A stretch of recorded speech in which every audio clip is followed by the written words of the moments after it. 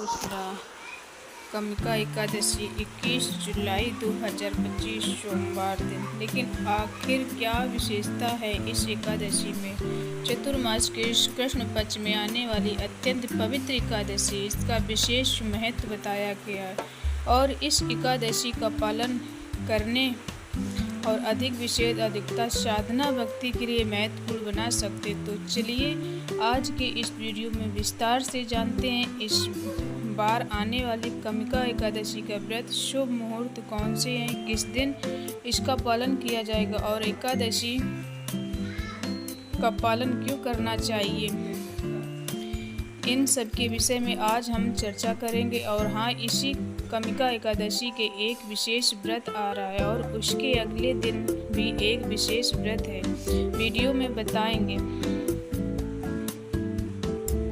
तो अंत तक इस वीडियो को अवश्य सुनिएगा। और हम आरंभ करते हैं आज का कमिका एकादशी व्रत कब है, ये विशेष वीडियो। आइए, श्री हरिवंश पुराण में भगवान श्री कृष्ण स्वयं युधिष्ठिर महाराज से कहते हैं, एकास्याम विशेषण कमिका कर्तिका, ये व्रत सर्व पाप अग्नि सर्व काम फल प्रदा अर्थात श्रावण मास के कृष्ण पक्ष की एकादशी को कमिका एकादशी कहते हैं। ये व्रत सभी पापों को कष्ट करने वाला और समस्त कामनाओं को पूर्ण करने वाला है। हमारे लगभग सभी ग्रंथों के पुराणों में कहा गया है कि एकादशी का व्रत हरि के अत्यंत प्रिय है और उसमें भी चतुर्मास के श्रावण मास में आने वाली कमिका एकादशी अत्यंत महत्वपूर्ण है। यह एकादशी हमारे हरि नाम के समस्त मनोकामनाओं को पूर्ण करती है। और इस बार एकादशी आ रही है 21 जुलाई 2025 सोमवार के दिन। इस एकादशी व्रत का पारण करने का समय अगले दिन यानी 22 जुलाई 2025 मंगलवार के दिन सुबह 5:38 से लेकर 7:08 तक रहेगी। विशेष मुहूर्त के समय देखते हैं। एकादशी तिथि की शुरुआत 29-20 जुलाई रविवार के दिन दोपहर 12:12 पर एकादशी की तिथि पूर्ण 21 जुलाई 2000 सोमवार के दिन सुबह 9:38 पर। लेकिन उदया तिथि के अनुसार अगर ये देखा जाए तो एकादशी तिथि और एकादशी व्रत का पालन तभी किया जाएगा जब प्रातः सायंकाल के समय एकादशी तिथि उपलब्ध हो। तो इस नियम के अनुसार एकादशी तिथि प्राप्ति हो रही है, तो इसलिए इस बार कमिका एकादशी का पालन 21 जुलाई सोमवार को कर रहे हैं। 21 जुलाई सोमवार के दिन प्रातः समय रहेगा 4:14 से लेकर 4:55 के बीच और सूर्योदय का समय रहेगा 5:36 पर। सूर्य अस्त का समय 7:18। प्रातःकाल पूजा करने का समय रहेगा 4:35 से लेकर 5:36। अगर आप संध्या काल में भगवान श्री हरि का जाप और उनका समय रहेगा 7:18 से लेकर 8:20 तक। इसलिए इस प्रकार कमिका एकादशी का व्रत विशेष बन रहा है, क्योंकि इस दिन समर्थ अगर आप किसी कार्य का आरंभ करना चाहते हैं और कोई मनोकामना है तो आज का दिन बहुत ही विशेष होगा। समर्थ सिद्धि यानी हर प्रकार की सिद्धि प्रदान करने वाला दिन है। सबसे बड़ी बात है भगवान श्री कृष्ण को प्रिय दिन है। इस दिन किया गया अधिक से अधिक हरि नाम का जाप अत्यंत गुना अधिकार फलदायी है। इस एकादशी के दिन अमृत हुए शुरू होगा, रात्र को 9:07 से पूरा होगा, अगले दिन 7:37 तक। इस दिन समय राहु काल का समय रहेगा। राहु काल उसके अंदर से आप कोई भी शुभ कार्य न करें, प्रयास करें। इस समय अंदर अधिक से अधिक हरि नाम का जाप करें। उस दिन वैसे ही उपवास रहेगा, अन्य कोई चीज वस्तुओं का अपना स्वयं व्यर्थ न करें। प्रातः काल में अच्छे से ध्यान पूर्वक हरे कृष्ण महामंत्र का जाप किया जाएगा। आपकी दैनिक आचर्या कीजिए, अपनी चेतना को भगवान के ऊपर केंद्रित रखने का प्रयास कीजिए। आने वाली कमिका एकादशी से जुड़ी हुई संपूर्ण जानकारी, विशेषकर मुहूर्त और तिथि के विषय में हम आपको बता दें। इस बार जो कमिका एकादशी आ रही है वह थोड़ी विशेष है, क्योंकि इस दिन श्रावण मास का सोमवार भी पड़ रहा है। जी हाँ, आप में से कोई लोगों ने श्रावण मास के सोमवार का या 16 सोमवार का व्रत संकल्प भी लिया है तो ऐसे समय से मन को प्रश्न आ सकता है, भाई एकादशी और सोमवार दोनों एक साथ पड़ रहे हैं तो फिर कौन सा व्रत का पालन किया जाएगा, सोमवार व्रत रखें या फिर एकादशी का। इस बार परिस्थिति क्या करनी चाहिए। भगवान शिव जो हैं वे परम वैश्य हैं, वैश्या नाम यदावंशी, इसलिए आपकी इच्छा है तो आप दोनों ही व्रत एक साथ कर सकते हैं। दोनों ही देवताओं की पूजा आप एक ही दिन रख सकते हैं। प्रातः काल में सबसे पहले आप अपने इष्ट देव और गुरु का ध्यान कीजिए।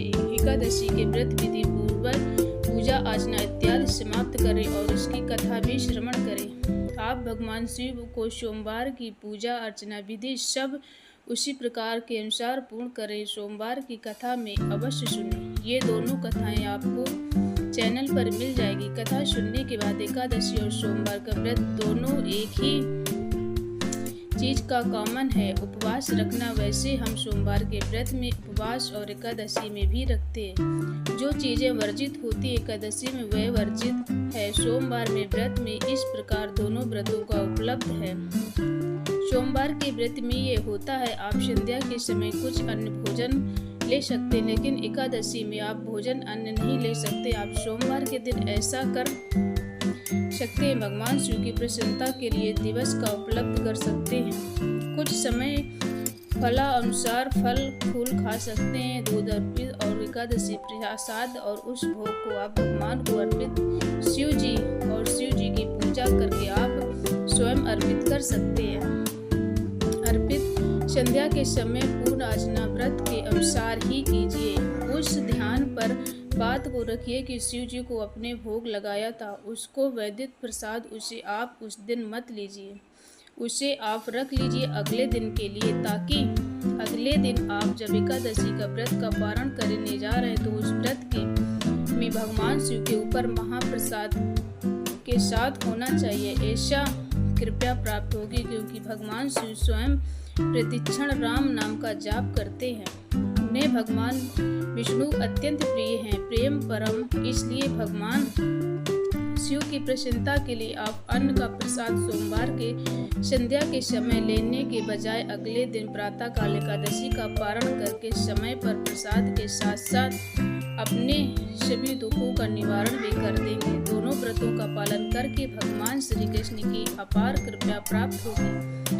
आपके जीवन में अवश्य कोई सकारात्मक परिवर्तन अवश्य आएगा। तो इस प्रकार एकादशी और सोमवार का व्रत पूर्ण कर सकते हैं। अब दूसरा प्रश्न है कि एकादशी के अगले दिन हमारा व्रत और प्रदोष का व्रत, जुलाई के भव प्रदोष का व्रत आ रहा है, तो शरीर के रूप में सरच और दोनों व्रत रख सकते हैं। लेकिन हम जानते हैं एकादशी व्रत का पालन करना अवश्य होता है, तो इसलिए आप एकादशी के अगले दिन यानी कि जब पारण करने का समय आए तो 22 तारीख को प्रातः काल में उस समय आप अन्न का एक दाना लेकर पारण कर सकते हैं। फिर आप पिछले दिन सोमवार को भगवान शिव को भोग लगाया हुआ रात में संध्या में उसका प्रसाद आप अपने व्रत का पारण कर सकते हैं। उसके बाद अपने प्रदोष करें कि यथावत चालू रख सकते हैं। इस प्रकार आप भगवान शिव को ये परिस्थिति में इस स्थिति में एकादशी पारण करना भी आवश्यक है।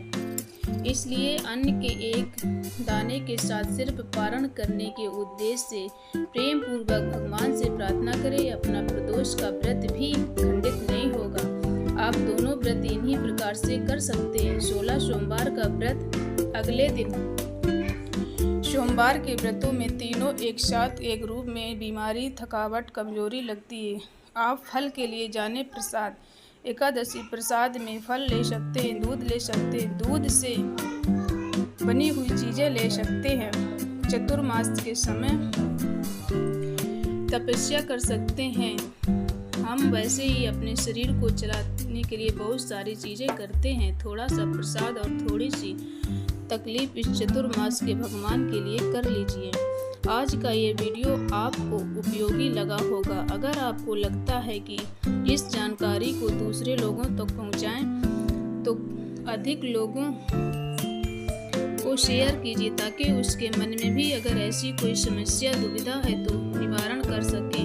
ये आपकी तरफ से पूर्ण श्रद्धा और भक्ति भाव से इस चतुर्मास के व्रतों का पालन कर सके। इस विशेष कमिका एकादशी जुड़ी से पौराणिक अपने आप देशानुसार चैनल को सब्सक्राइब कर लीजिए, नोटिफिकेशन बटन ऑन कर लीजिए।